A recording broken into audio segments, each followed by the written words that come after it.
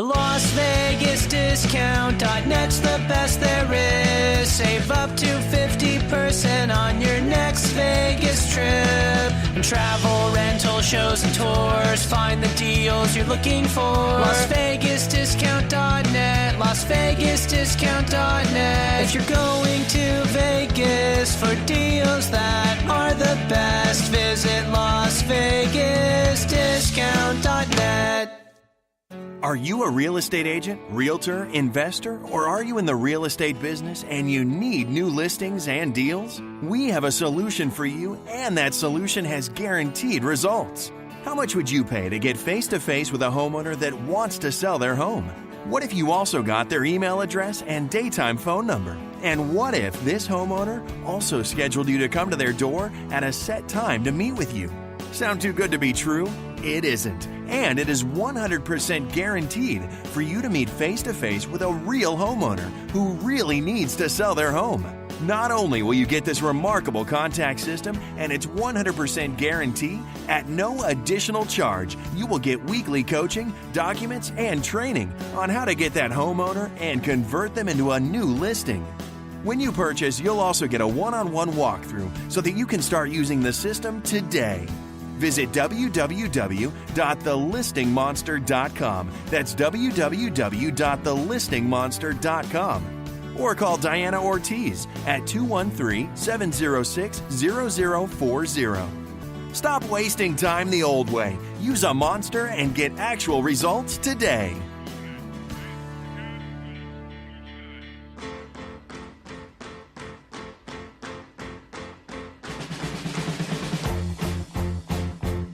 Hi everybody, LeeHonish, Monster Coaching Call, and Distressed Property Podcast. I am here all alone, so I will do my best to make this as entertaining as humanly possible. I believe David is probably getting ready for his wedding this weekend. So I don't think he will be here. I'm not going to be really surprised, but you never know. We could be amused by the whole thing. I am taking questions from my students. If you're interested in joining and learning about distressed property listings, go to thelistingmonster.com, thelistingmonster.com, and learn more. Or if you just want information about distressed properties in general, go to LeeHonish.com, which is my website. You can find podcasts, you can find video, you can find audio. Starting next week or the week after, I will be doing probably daily videos and updates, Drudge Report-esque, I guess, of updates on the industry, the direction of the market, and so that'll be available as well. I am taking questions from my students for the Monster Marketing System, and on the screen right now, if you're not watching the video as one of my coaching students, then you should sign up. I am looking at an Excel spreadsheet. We're looking at data, right? So it's public data. Notice of defaults, notice of sales, auction dates, list pendencies. Those are all public data sources, right? That's all there is to it. And so there is a lot of data that is compiled. And this is a property radar download for the city of Covina. So they've added their radar ID number. Now, I don't know how much any of you know about computers, databases, or any of that stuff. Just putting in a radar ID could have a monumental effect on the data in all the cells, right? That's a thing, right? You can have an effect just by adding a trailer like the radar ID number. I don't assume that it does.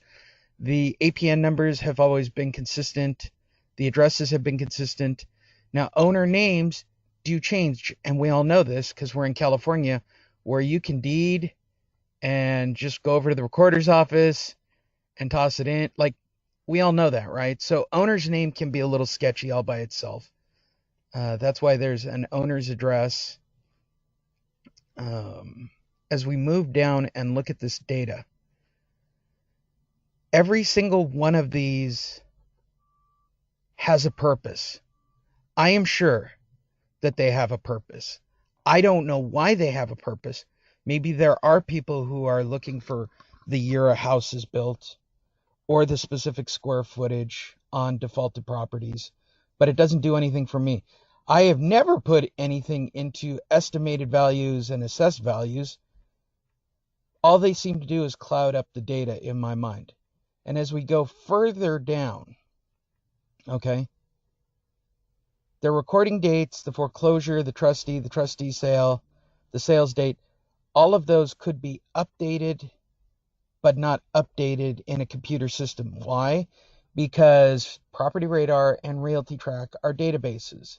They run on an algorithm. Those algorithms pull in data, then it matches it up to existing numbers that they keep track of it by. That's why you have the first column. So there is always a chance that the data you're looking at, right, is flawed. So specifically with investors, and I'm not saying any of you, it is my experience that when investors start to obsess over first loans, second loans, free and clear, and all the hoo-ha behind that, right, that tends to, it's a flawed set of data. There's no way to know. Like, this is a lot of data. One line of data is a lot of data, and it's moving around from county recorders through title companies back into Property Radar or Realty Track. The fact that they get it close, whatever it is, 99%, I'm sure they quote something 99% of the time, is astonishing if you really think about it. We, as individuals, are flawed in the data use. Okay, let's talk about marketing. I'm going to get on a tangent. Somebody better be in charge of keeping me off my ADD.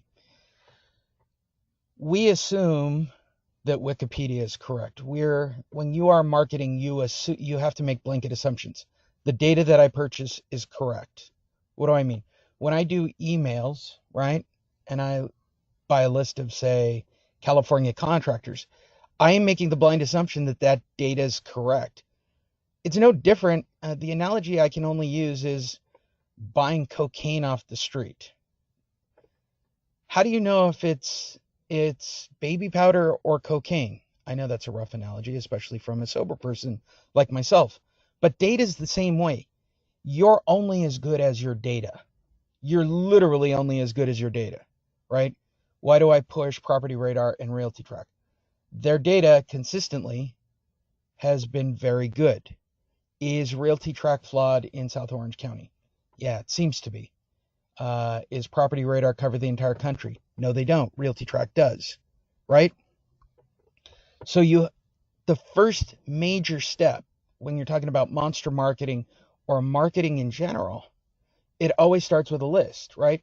So what I've ultimately tried to teach you guys to be with the monster marketing piece, we're not going to talk about conversion or coaching. We probably will with the questions, right? But ultimately what I've tried to do was create a marketing group and a permission-based marketing group, right? That's what the monster system was designed to be. It works exceptionally well. It gets a really high response rate, data captured. It gets a really high face-to-face rate, which is the touchdown. So you can see the inherent flaws in each of those situations. And the reason I tell you they're inherent flaws, it's because you guys have predispositions to marketing based on learning other forms of marketing. Most of you have been taught that marketing is the same as coaching or some variation thereof. That's my humble opinion. We in real estate, I don't care if you're a shop owner. I'm sitting in front of a Starbucks and I'm looking at 3 different little strip mall places. People think that advertising and marketing is the same as conversion or a listing or a deal. This is really just about getting you the highest quality lead possible. Your skill set when you came into the program was as of a salesperson, right? Well, you are no longer unique in real estate. That's a truism, right? Now we have Zillow, Redfin, Purple Brick, people who are getting paid by the hour to go show houses. Everything's done online. Prices are dropped. 6% listings are rapidly becoming a thing of the past, right? Because people aren't putting in the effort to become specialists at their field. I'm still astonished when I do a real estate deal with an individual that can't explain a real estate contract well. It's a running joke around our place. There's David Bartels. No. I'm still astonished to this day when I still meet people in the industry that don't have the ability to convert or have sales. And I don't even think you need to be an expert. I keep pushing this on the webinars for new people to join the Monster system, right? You don't need to be an expert on understanding foreclosure. That is a misconception. You need to be trustable and likable and relatable, like all those words. And I'm sure all of you on this call have heard it ad nauseum inside your broker meetings, that you require that you need these things to be successful. So what happens, in my opinion, is that people start to look for the home run ball. Well, I'm a Dodger fan. Let me tell you about a home run hitter by the name of Yasiel Puig. He's a power hitter who strikes out a lot. I'm not saying you're not going to find home runs with the Monster. They certainly exist because it's a numbers game. I'm saying that based on the data, what can I do to give myself the best percentage for hitting singles? If that makes sense, analogy-wise, right? So everything's about the data. Everything's about the data. So to answer the initial question from Mr. Love, I think the more you tweak the numbers and spread the areas out and do all the crazy stuff and put in variation, like I keep it really thin, pull it all. I'll say it again. The best data that I've consistently had anywhere in Southern California, and I have tagged California, I have tagged Arizona, I have tagged Nevada. I have firsthand on all three of those states. I always wanted to do it in Florida when we did some of the events down there years ago, but never got a chance. The reason I'm telling you this, when I first started doing the Monster, it was like a big deal just to print out the marketing pieces 8 years ago. Like where we are from a technology standpoint, we just assume blanketly that the data is correct. I don't control the data. I wish I did. Nobody even sees this list that you see on the screen as special. But the reality is anybody, non-real estate people, investors, right? If I'm an investor and I'm really looking for deals, how amazing is it that I can go online and get this data for $60 a month and be able to do some form of marketing to try to get a deal?